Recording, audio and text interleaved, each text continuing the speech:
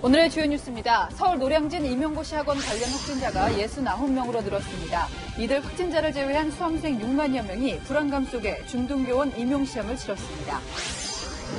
서울 하루 확진자가 코로나19 발생 이후 최고치를 기록하며 나흘째 300명대 확진자가 쏟아지고 있습니다.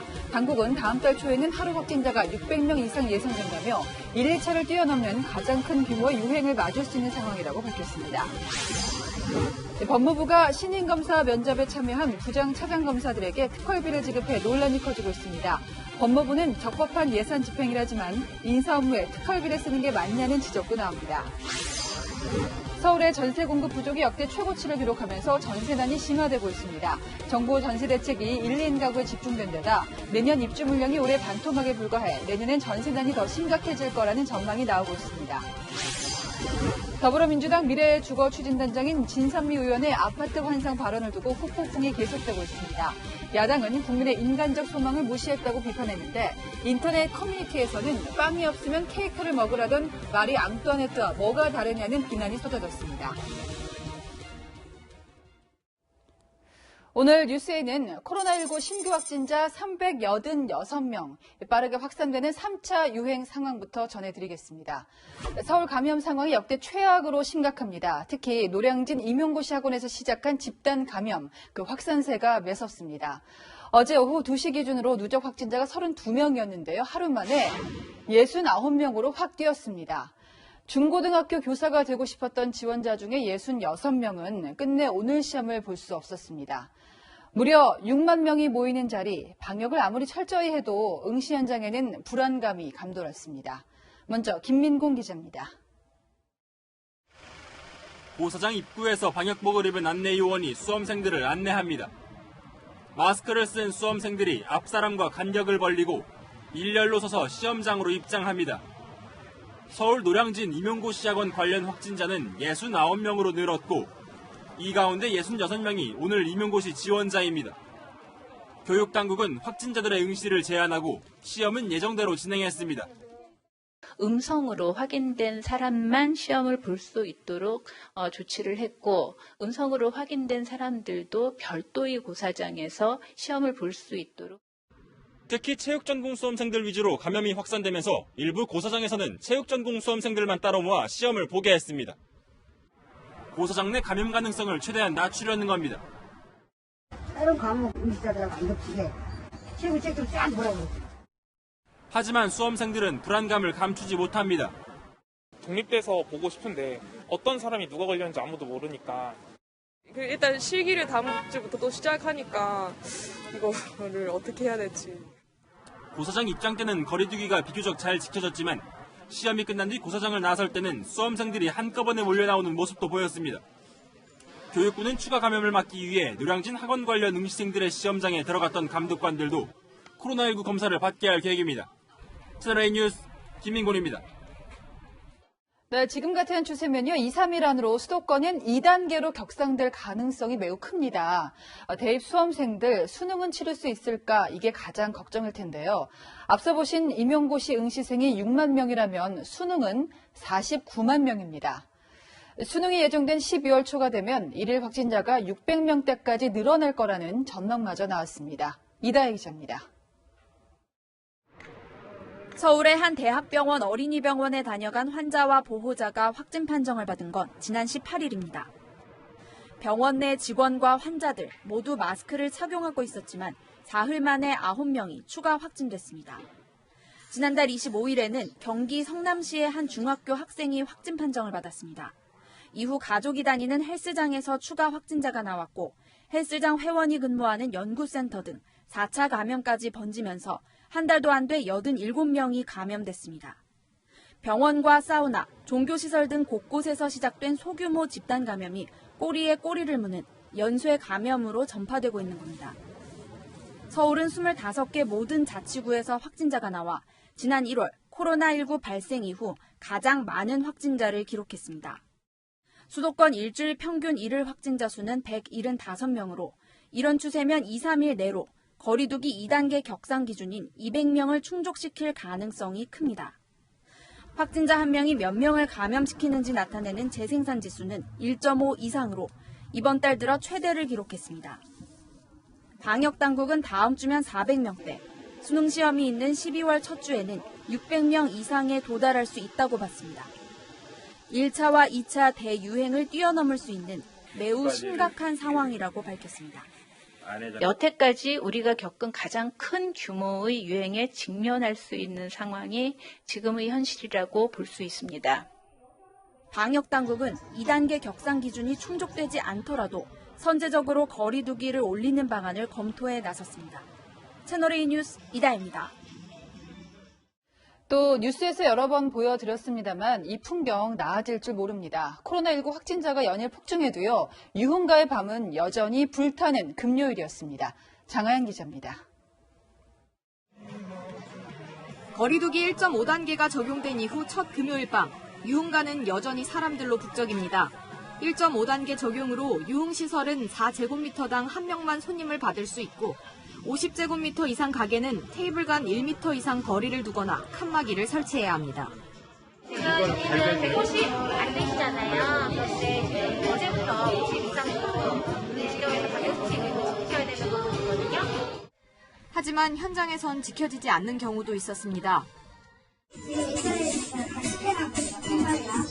지금 다시 안 해서 이거였어요. 어린이날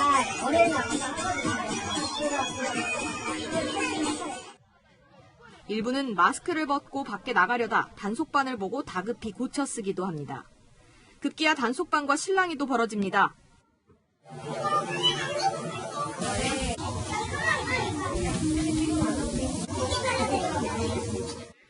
주말을 맞은 대형 쇼핑몰, 평소에 비해 인파는 크게 줄었습니다. 하지만 식당에선 사람들이 다닥다닥 붙어 앉아 식사를 하고 있습니다. 칸막이나 거리두기 수칙은 찾아볼 수 없습니다. 칸막이 놓고 이러는 거 아니에요? 고속도로도 하루 종일 붐볐습니다. 도로공사는 오늘 주말을 맞아 500만 대 이상 차량이 고속도로를 이용한 것으로 보고 있습니다. 방역당국이 방역수칙을 지키고 외부 활동도 줄여달라고 호소하고 있지만 일부에게는 그저 남의 이야기일 뿐입니다. 채널A 뉴스 장하연입니다. 가덕도 신공항 추진을 놓고 국민의힘이 내홍에 휩싸이자 더불어민주당이 그 틈을 파고들었습니다. 분란을 멈추고 책임 있는 입장을 내놓으라 역공했습니다. 분열 전략을 펴는 건 민주당이라며 국민의힘은 또다시 반발했습니다. 강은하 기자입니다. 더불어민주당이 국민의힘의 내홍을 언급하며 가덕도 신공항에 대한 입장을 요구하고 나섰습니다. 가덕도 신공항을 둘러싼 국민의힘이 내부 분열과 대립에 빠졌습니다. 국민의힘은 공당으로서 마땅하고 책임 있는 입장을 국민 앞에 내어놓아야 할 것입니다. 가덕도 신공항 특별법을 발의한 국민의힘 부산 지역 의원들과 당 지도부 사이에 엇박자가 난 걸 꼬집은 겁니다. 대한민국이 살아나는 계기가 되기를 우리가 원하기 때문에 특별법을 제정하는 것입니다. 된 것에 대해서 강하게 질책을 했습니다. 민주당은 동남권 신공항은 얄팍한 표 계산으로 완수할 수 없다며 신공항 문제를 선거와 연결시킨 쪽은 국민의힘이라고 역공을 펼쳤습니다. 국민의힘은 민주당이 분열 전략을 펼치고 있다며 문재인 대통령부터 입장을 밝히라고 반박했습니다. 김해 신공항 백지화를 둘러싸고 정치적 갈등이 커지고 있지만 문재인 대통령은 지난 17일 검증위 발표 이후 닷새째 침묵을 지키고 있습니다. 국민의힘은 민주당이 선거 때문에 신공항 문제를 꺼내들었다는 주장도 거듭 제기했습니다. 아무리 선거가 중요하다지만 10조 이상 소요되는 사업을 덜컥 표 어짜고 지를 수가 있는 것입니까? 그러면서 이번 부산시장 보궐선거의 본질은 오거돈 전 시장의 성추행 의혹이라고 주장했습니다. 채널A 뉴스 강은하입니다. 네, 신인 검사를 면접한 검찰 간부들에게 법무부가 수십만 원씩 돈을 나눠줬는데 이게 특수활동비였습니다. 특활비 지급 기준에 맞는 거냐, 경력은 뿌린 거 아니냐 논란이 일자 법무부는 면접도 기밀 업무다, 문제 없다고 반박했습니다. 먼저 공태영 기자입니다. 차장검사와 부장검사 등 간부검사 20여 명이 법무부가 주는 특수활동비를 받은 건 지난달 일입니다. 이들은 법무연수원에서 나흘간 진행된 신임검사 역량평가 면접위원이었습니다. 1인당 받은 특활비는 수십만 원 선으로 전해집니다. 이를 두고 기밀 유지를 위한 정보나 사건 수사, 이에 준하는 국정 수행에 쓸 수 있는 특활비 사용 기준을 지킨 건지 논란이 제기됐습니다.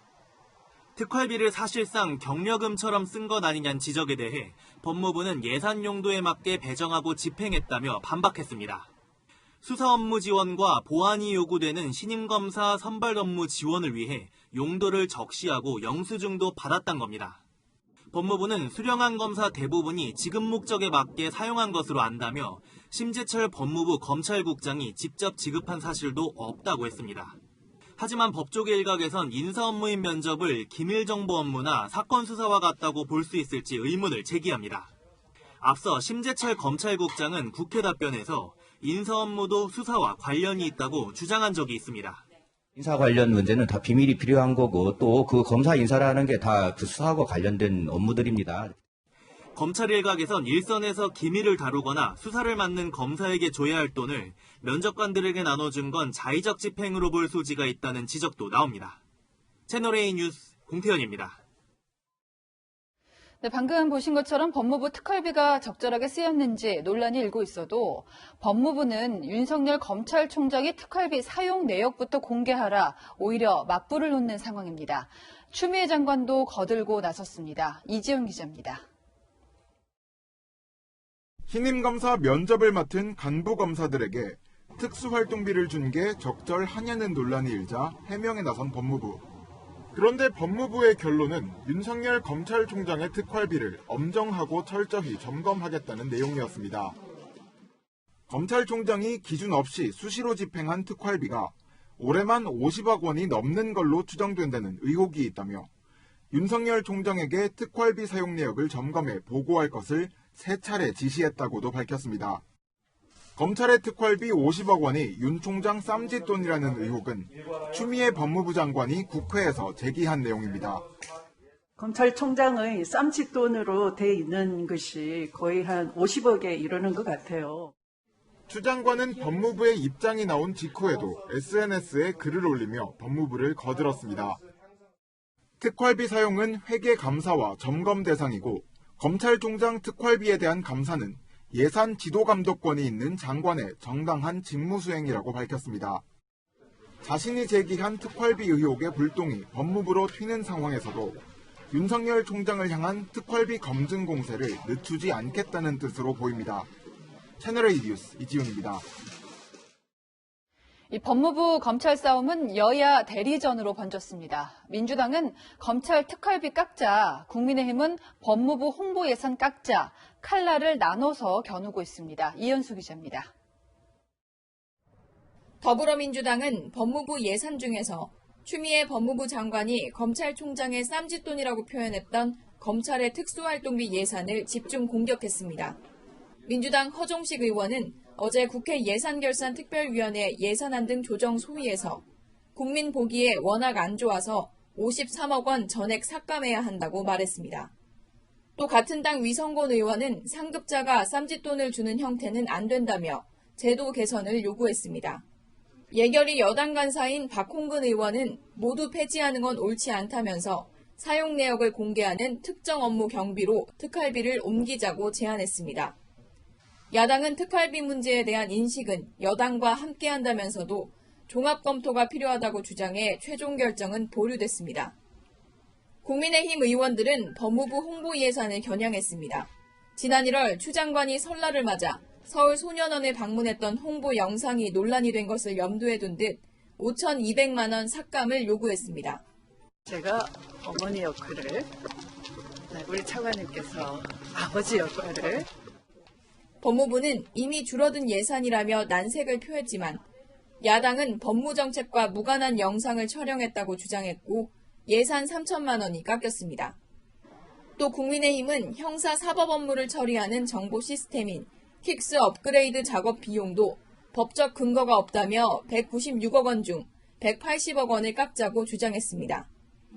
예산 소위 심사에서 여야가 최종 합의에 이를 때까지 법무부와 검찰 예산을 둘러싼 여야 힘겨루기는 계속될 전망입니다. 채널A 뉴스 이현수입니다. 이번 주 정부가 벌써 24번째 부동산 정책을 내놨는데 영끌 대책이라고 세간의 회자가 됩니다. 있는 돈 없는 돈 박박 긁어서 집 사는 젊은 층이 안타깝다며 국토부 장관이 신도시 청약을 노려보라고 말한 지 약 2달 만입니다.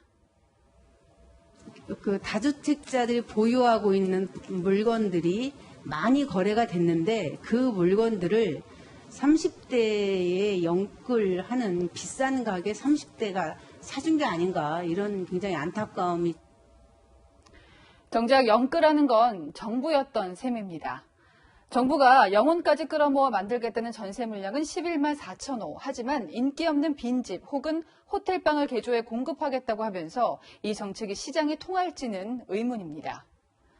자산도 소득도 적은 20, 30대가 주택담보에 억대 신용대출까지 끌어모아서 집 사는 세태, 영끌. 굳이 장관이 표현하지 않아도 안타깝습니다. 하지만 24번이나 대책을 쏟아내는 동안 집값은 내려올 줄 모르고 전월세 시장은 이미 왜곡될 대로 왜곡됐습니다. 이 젊은이들이 빚 폭탄을 감수하고 영끌을 각오하는 이유는 무엇일까요? 이제는 정부 대책, 집값 잡을 수 있다는 말 믿지 않기 때문입니다. 이런 마당에 꼭 아파트에 살지 않아도 된다는, 그러면서 자신은 신축 아파트에 살고 있는 여당 정치인 말도 나왔습니다. 집을 두고 집권 여당의 생각과 현실을 사는 국민들 생각은 대체 언제쯤 가까워질까요? 일단 내년은 아닌 것 같습니다. 전세난이 더 심해진다는 암울한 전망을 또 한 번 전해드리게 돼서 유감입니다. 안건우 기자입니다. 서울 강남의 한 아파트 단지에선 전용 97제곱미터 전세가 최근 2달 만에 3억 가까이 올랐습니다. 서울의 전세가는 73주 연속 상승 중. 정부는 이틀 전 전세대책 발표 당시에도 전월세 상한제 등 새 임대차법이 부동산 시장 안정에 기여했다고 평가했습니다.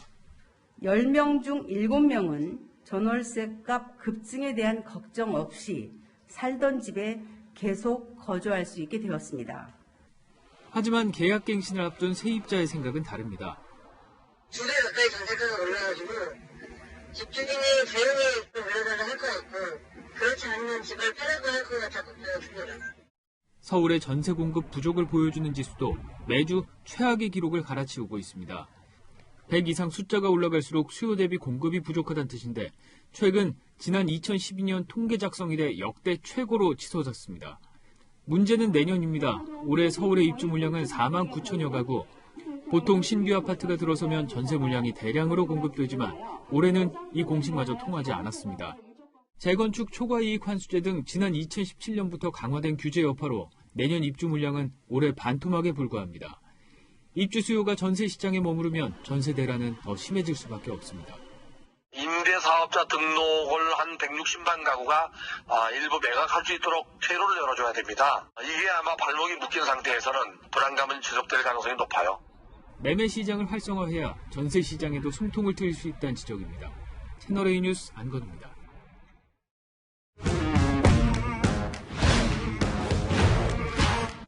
여랑야랑 시작합니다. 이민찬 기자 나와 있고요. 첫 번째 주제는요.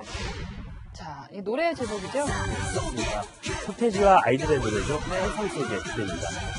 아파트에 대한 환상을 버려라. 네. 무슨 타운하우스 광고 카피가 뜨였는데 이게 진선미 민주당 의원의 발언이었어요? 맞습니다. 국회 국토교통위원장이자 민주당 미래추가 추진 단장이죠. 네. 진선미 의원이 어제 임대주택 현장을 둘러보고 편견을 깨라면서 한 얘기였죠.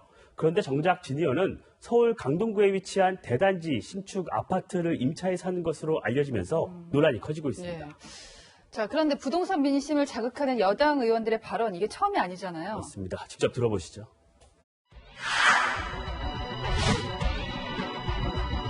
막상 와서 보면 좋아 보이는데 늘 이제 임대주택에 대한 약간 선입견을 갖고 계셔서 호텔방을 주거용으로 바꿔서 전월세로 내놓는 방안 등등이 그렇게도 안 떨어질 겁니다.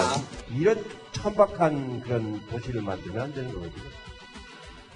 자, 이런 발언들이 쌓이고 쌓여서 야권뿐 아니라 그 네티즌들 반응도 좀 차가워졌습니다. 맞습니다. 윤희숙 의원이 한마디 했는데요. 예. 윤 의원은 진선미 의원을 향해서 방 개수만으로 섣불리 판단한다며 지적으로 게으르고 실망스럽다고 비판했습니다. 온라인에선 질 좋은 임대주택 먼저 들어가세요. 빵 없으면 케이크 먹으라던 마리 앙투아네트와 다를 게 없다 등의 비판글이 이어졌습니다. 국회의원이나 정부 당국자의 발언은 여론에 큰 영향을 미치죠. 정부의 부동산 정책이 시장의 신뢰를 얻으려면 책임 있는 위치에 있는 사람들부터 신중해야겠습니다. 다음 주제 보겠습니다.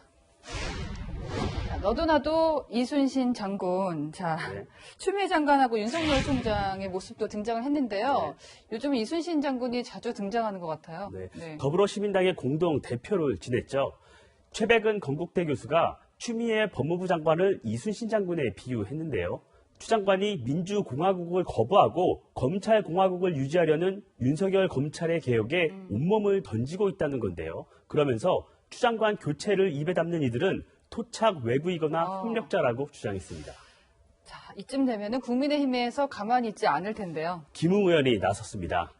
김 의원은 아들은 안중근 장군, 엄마는 이순신 제도, 곧 세종대왕도 등장할 각이라며 비판글을 남겼습니다.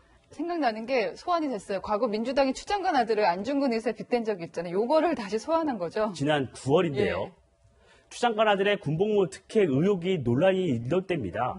당시 박성준 민주당 원내 대변인은 추 장관 아들이 나라를 위해 몸을 바치는 것이 군인의 본분이라는 안중근 의사의 말을 몸소 실천했다고 논평했다가 역풍을 받기도 했었죠.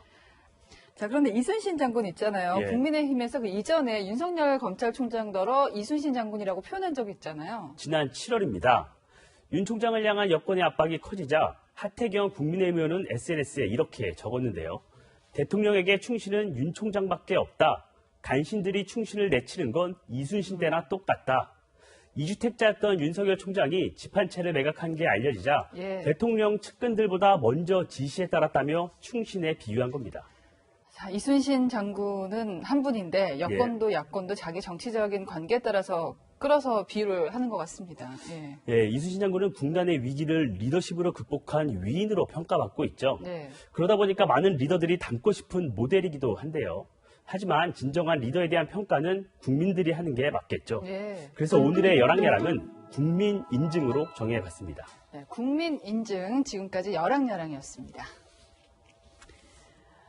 고속도로를 달리던 버스에서 큰 타이어가 통째로 빠졌습니다. 그러면서 승용차를 덮쳤습니다. 공사 중이던 지하철 터널이 무너지면서 작업자 한 명이 숨지는 안타까운 사고도 있었습니다. 홍진호 기자입니다. 고속도로를 달리는 승용차. 벼랑간 반대 차선에서 대형 타이어가 날아옵니다. 타이어가 부딪힌 승용차 앞부분은 크게 부서졌고 운전자도 다쳐 병원 신세를 져야 했습니다. 운전자가 당시 영상과 사진 등을 온라인에 올리면서 누리꾼들의 공분을 샀습니다.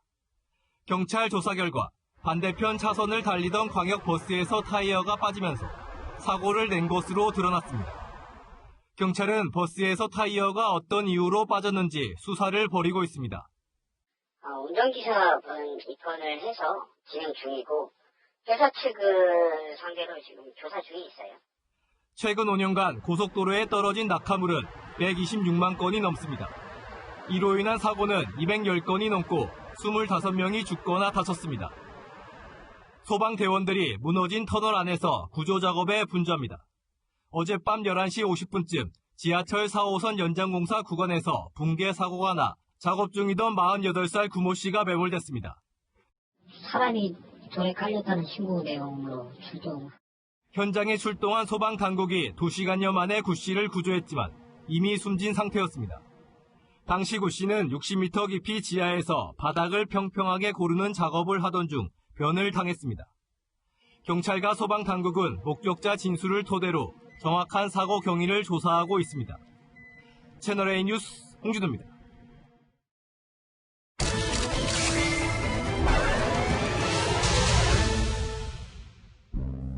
어제죠. 미성년 제자를 성폭행한 혐의로 구속된 전 유도 국가대표 왕기춘에게 징역 6년이 선고됐습니다. 2008년 베이징 올림픽 은메달리스트로 국제대회 53연승이란 대기록을 세웠지만 결국 성범죄자로 전락했는데요. 피해자와 연애 감정이 있었고 합의하에 성관계를 가졌다며 국민 참여 재판을 요구했지만 재판부는 이조차 받아들이지 않았습니다. 미성년자를 상대로 한 성범죄 사건에서 번번이 등장하는 이 연애 감정. 미성년자 3명을 성폭행, 추행한 혐의로 2013년 구속됐던 가수 고영욱도 이런 주장을 펼쳤습니다. 만기 출소 후 5년, SNS를 통해서 세상과 소통하고 싶다고 호소했는데요. 범죄를 저지른 후 복귀에 시동을 건 연예인들에게 대중들은 어떤 반응을 보였을까요? 우리를 일으켜서 죄송하고요.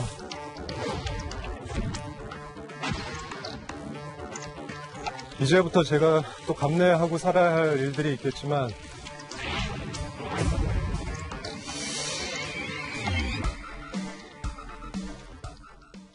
네, 가수 고영욱의 SNS가 화제였는데요. 유튜브 방송까지 나와서 자신의 심경을 호소했죠. 네, SNS 계정을 만든 게 지난 12일입니다. 계속 이렇게 단절된 상태로 지낼 수는 없다 이렇게 밝혔는데요. 하지만 이 계정은 하루 만에 삭제가 됐습니다. 네. 유죄 판결을 받은 성범죄자의 계정은 폐쇄한다는 계정 SNS 측의 규정 때문이었는데 그러자 유튜브 방송에 출연을 했습니다. 네. 2년 반의 시정을 살았고 이후에도 거의 집에만 있었다. 전과 있는 사람은 밖에 나오지도 말라는 식의 얘기를 들으면 힘이 빠진다. 이렇게 이야기했습니다. 네, 저 말이 또 피해자 입장에서는 어떻게 들릴까 싶은데 SNS상에서 특정인의 계정 자체를 강제 삭제한다는 걸 이번에 처음 알았거든요. 네. 이용자들이 신고를 했다고요? 네, 맞습니다. 해당 SNS 고객센터 홈페이지에는요. 성범죄자의 것으로 보이는 계정을 신고해달라는 이런 안내글이 있습니다. 네. 그래서 이후에 그 이용자들의 신고가 빗발쳤고요. 결국 업체 측이 고영욱의 계정 자체를 막아버렸습니다. 전자발찌를 찬 1호 연예인에 이어서 SNS 계정이 강제 차단된 1호 연예인이라는 이런 불명예를 안게 됐습니다. 네. 다음 날에는요. 술에 취한 여성을 집단 성폭행한 혐의로 징역형이 확정됐죠. 가수 정준영과 최종훈에게도 SNS 계정이 사라졌습니다. 논란은 정치권으로까지 이어졌습니다. 또다시 미성년에게까지 영향을 미칠 수 있다면 우리는 그를 단호하게 격리시킬 필요가 있습니다. 미성년 성폭행 범죄자 등이 방송과 SNS를 활개치도록 방치한다면 이를 모방하는 범죄 또는 새로운 피해자는 언제든지 생길 수 있습니다. 네, 소통 때문이라고는 했지만 결국에는 영리를 목적으로 SNS를 다시 시작했던 건 아니냐 이런 비판도 있었는데요. 본인은 해명을 했습니까? 네, 해명을 했습니다. 이렇게 얘기를 합니다. 당장 돈을 벌려고 시작한 건 아니다. 이렇게 주장은 하고 있습니다. 네. 그런데 유튜브 방송 출연 내용을 보면요. 이런 내용도 나옵니다. 성범죄 사건 이후로 끊긴 경제 생활도 당연히 고민해야 하는 부분 이렇게 이야기를 하는데 네. 앞뒤가 좀 맞지 않나 보이는 부분이 있습니다. 일단 SNS를 시작한 뒤에 자신에 대한 국민들의 여론을 지켜보면서 방송 복귀를 타진하려고 했던 것 아니냐 이러한 분석이 나옵니다. 자, 고영욱 말고도 추문에 휩싸였던 스타들의 복귀 소식이 떠들썩한데요. 네, 대표적인 사람 바로 이 사람입니다. 저는 결코 마약을 하지 않았습니다. 혐의가 인정된다면 연예인 박유천으로서 활동을 중단하고 은퇴하는 문제를 넘어 네, 필로폰 투약 혐의는 결국 사실로 밝혀졌죠. 그러니까요, 예. 지난해 7월에는 법원으로부터 징역 10월에 집행유예 2년을 선고받았는데요. 하지만 은퇴 약속을 번복하는 데는 그리 오랜 시간이 걸리지 않았습니다. 네, 안녕하세요. 박유천입니다. 제 생일도 있지만 축하 자리이니만큼 기쁜 마음으로 할 수 있으면 좋겠습니다. 네, 지난 목요일엔 미니 앨범까지 발매를 했는데요. 팬들을 만나고 활동을 통해서 수입을 올리는 것, 연예인으로서 당연한 일일지 모릅니다. 하지만 박유천이 받은 저 집행유예 2년, 정상을 참작해서 2년 동안 형을 미뤄준다는 뜻이지. 유예하는 거니까. 그렇죠. 무죄가 아니라는 사실은 분명히 알아야 할 겁니다. 네, 사건을 보다 최석호 기자였습니다. 미국 추수감사절인 11월 26일 다음 주 목요일부터 연말 연휴까지 코로나19가 무섭게 번질 가능성이 큰 시기로 꼽힙니다. 바짝 긴장해도 모자랄 판이지만 불행하게도 사람들 긴장은 느슨해질 대로 느슨해졌습니다. 미국도 유럽도 여행 자제령을 내렸지만 공항은 북적이고요. 또 인생을 즐기자는 외침은 마스크도 벗어던지게 만드는 현실입니다. 최선 기자입니다. 여행용 가방을 끌고 가는 가족 단위 관광객들로 공항이 북적입니다. 마스크 착용을 알리는 글도 붙어 있지만 지키지 않는 여행객들이 보입니다. 추수감사절 연휴를 앞두고 보건당국이 이동 자제를 권고했지만 미국 항공교통의 중심지인 시카고 공항에선 사회적 거리두기가 사라졌습니다. LA 공항도 붐비긴 마찬가지. needed to just kind of get back to a little bit of normalcy for us. We travel a lot, and this is the first trip that we've taken all year. Social distance as much as you can, wash your hands, and that's it. You know, people have to live their lives. 미 전역에 있는 검사소 앞에는 여행을 가도 되는지를 확인하려는 인파와 차량 행렬로 긴 줄이 이어졌습니다. I am flying home for the holidays. 현지 시간 어제 19만 명 가까운 확진자가 쏟아진 미국은 최고치를 또 갈아치웠습니다. 연휴를 보낸 뒤 또 한 번 폭발적인 확산세가 우려됩니다. 지금까지 1,500만 명이 확진 판정을 받은 유럽. 프랑스에선 강도 높은 이동 제한령이 2주째 시행 중이지만 크리스마스 파티만은 포기할 수 없는 시민들을 위해 정부가 트리 판매를 허용했습니다. Oui, et puis c'est surtout que l'odeur du sapin passe à travers le masque et ça fait du bien de sentir quelque chose. 집단 면역 시험으로 논란이 됐던 스웨덴 정부는 뒤늦게 야간 영업 제한 등의 조치를 내렸지만 곳곳에서 몰래 영업이 이어졌습니다. 채널A 뉴스 최선입니다. 두문불출하던 미국 트럼프 대통령은 아직 자신임을 보여주고 싶었을까요? 에이펙 정상회의의 모습을 드러내서는 백신 개발에 성공했음을 얘기하면서요, 글로벌 리더십이라는 표현도 썼다는데 워싱턴 김정환 특파원이 전해왔습니다. 트럼프 미국 대통령은 대선 뒤 첫 외교 무대로 아시아 태평양 경제협력체 에이펙 화상회의를 선택했습니다. 코로나19를 중국 바이러스라고 공격해온 트럼프 대통령은 백신의 성공적 개발을 언급하며 미국의 글로벌 보건 리더십을 강조했습니다. 미 우선주의를 내세운 트럼프 대통령은 2017년 이후 에이펙엔 참석하지 않았습니다. 이번 화상회의에서도 푸른색 계열의 공식 회의 배경 화면을 사용한 다른 정상들과 달리 별도의 배경을 사용했습니다.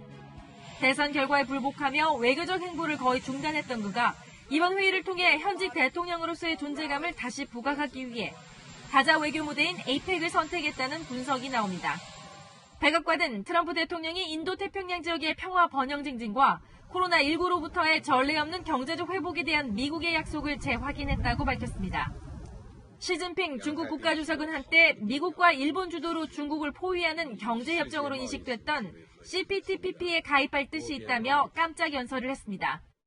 区域全面经济伙伴关系协定完成签署，也将积极考虑加入全面与进步跨太平洋伙伴关系协定. 트럼프 대통령의 일방적 탈퇴로 유명무실해진 경제협정에 손을 내민 겁니다. 한편 임기를 2달 앞둔 트럼프 대통령은 주말 이어지는 G20 화상 정상회의에서도 코로나19와 경제 문제 리더십을 두고 시 주석과 미묘한 신경전을 이어갈 것으로 보입니다. 워싱턴에서 채널A 뉴스 김정환입니다.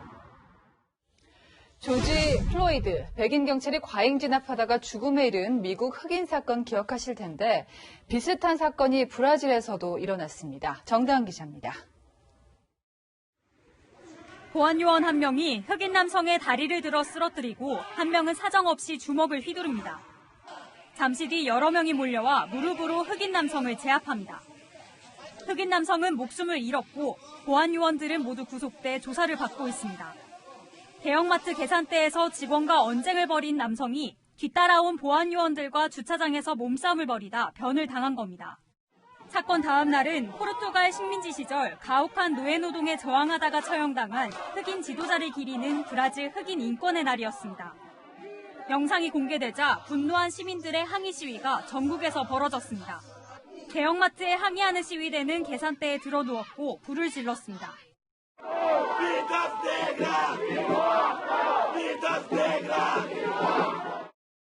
미국 인종차별 항의 시위에서 등장했던 흑인 생명도 중요하다는 토막글도 등장했습니다. Para que nós possamos gritar muito alto que nós queremos justiça, porque nossas vidas importam. As nossas vidas importam e nós não nos calaremos. 백인이 절반에 가까운 브라질에서 최근 10여 년 새 폭력으로 숨진 흑인만 급증한 것으로 나타났습니다. 지난 8월 흑인 인권단체는 코로나19 부실 대응과 함께 인종차별 문제로 보우소나루 대통령의 탄핵을 촉구했지만 보우소나루 대통령은 현재 브라질에는 인종차별이 없는 상태라고 주장했습니다. 채널A 뉴스 정다은입니다. 붕어빵에는 붕어가 안 들었습니다. 하지만 김밥에 밥이 없다면 먹을만 할까요? 이 밥 없는 자리를 달걀로 채운 김밥이 요즘 큰 인기입니다. 왜 먹는 걸까요? 홍유라 기자가 소개합니다. 쉴 수 없을 달걀 지단을 붙이고 얇게 채를 썹니다. 밥 대신 달걀 지단을 김밥 속 주재료로 가득 채우기 위해서입니다. 김밥 한 줄에 들어가는 달걀만 서너 개에 달합니다. 저탄고지라고 해서요. 탄수화물을 적게 먹고 지방 섭취를 좀 늘리면서 지방을 우리 몸의 에너지원으로 쓰게끔 만드는 식단입니다. 탄수화물은 줄이고 지방과 단백질 섭취를 늘리는 키토제닉 식단의 대표 음식으로 흔히 키토 김밥으로 불립니다. 최근 배우 이한희 씨는 SNS를 통해 요리법을 공개하기도 했습니다. 밥 없는 김밥으로 좀 건강하고 라이트하게 즐겨보시면 어떨까 싶습니다. 한 김밥 프랜차이즈는 신메뉴로 출시했습니다. 주로 다이어트에 관심이 많은 젊은 여성들이 열광하지만 2030 세대 남성들의 반응도 긍정적입니다. 이거 다 계란인가요, 혹시? 그러니까 다 계란이에요. 네. 맛있어요, 생각보다. 탄수화물을 끊는 식단을 한번 해보고 싶은데 방법도 모르고 이제 사실 어떤 걸 먹어야 될지도 모르는 분들은 이런 걸로 시도해보거나 하면서 몸에 좀 탄수화물을 줄이는 게 되게 좋을 것 같아요. 나이가 먹을수록 좀 건강을 챙겨야 되는데 요즘은 건강을 이제 바쁘다 보니까 못 챙겨서 이런 거 포장해 가서 먹어도 좋고. 다만 전문가들은 극단적으로 탄수화물 섭취를 줄이는 건 경계해야 한다고 조언합니다. 탄수화물을 극도로 제한할 경우에는 오래 지속하기도 어렵고 장기적인 체중 조절 효과가 없을 수 있기 때문에 탄수화물을 줄이는 과정에서 부작용도 나타날 수 있는 만큼 식이섬유를 충분히 섭취하는 것도 중요합니다. 채널A 뉴스 홍유라입니다. 프로야구 한국 시리즈는 다시 원점이 됐습니다. NC가 에이스를 중간에 투입하는 초강수까지 두면서 두산을 잡고 2승 2패 균형을 맞췄습니다. 또 NC 김택준 구단주는 오늘도 응원을 나왔다고 하는데요. 염정원 기자입니다. 20대 초반 연건의 맞대결은 팽팽했습니다. NC 송명기와 두산 김민규는 5회까지 무실점으로 완벽하게 틀어막았습니다. 영의 균형이 깨진 건 6회. 호투하던 김민규가 안타를 맞자 두산은 선제적으로 대응합니다. 이영하를 투입했는데 하지만 패착이었습니다. NC 양의지가 적시타를 날려 선취점을 뽑아냈습니다. 그리고 양의지는 악송구와 폭투로 3루까지 갔고 강진성의 적시타로 홈을 밟으며 균형을 무너뜨렸습니다. 그러자 NC는 7회 에이스 루친스키를 투입하는 예상 밖의 초강수를 두며 두산 타선을 꽁꽁 묶었습니다. 그리고 9회 지석훈의 2루타로 한 점 더 달아나며 쐐기를 박았습니다. NC의 반격으로 시리즈는 2승 2패로 다시 원점이 됐습니다. 두산 선발 송명기 선수인데 한국 시리즈 처음 등판하는 선수였는데 너무 5이닝 완벽하게 던져줬고 그 부분이 팀을 승리로 이끌지 않았나 그런 생각을. 사회적 거리두기가 격상되며 허용 관중이 30%로 줄었지만 열기가 더욱 뜨거웠던 4차전. NC에선 김택진 구단주가 오늘도 응원에 나서 팀에 힘을 실어줬습니다. 매경기 숨막히는 접전이 벌어지고 있는 한국 시리즈. 양팀은 하루를 쉰 뒤 모레 5차전에 나섭니다. 채널A 뉴스 염정원입니다. 첫눈이 내린다는 절기 소설인 내일은 눈 대신 전국에 비 소식이 있습니다. 이 비는 내일 새벽 서해안을 시작으로 아침에는 전국 대부분 지역으로 확대될 텐데요. 이 비의 양은 5mm 정도로 매우 적고 오후면 대부분 그치겠습니다. 기온이 낮은 강원 산지에는 새벽부터 오전 사이 눈이 날리는 곳도 있겠는데요. 이들 지역으로는 블랙아이스라 불리는 도로 살얼음이 생길 수 있겠습니다. 운행 속도를 시속 40km 밑으로 줄여서 안전운전 하셔야겠습니다.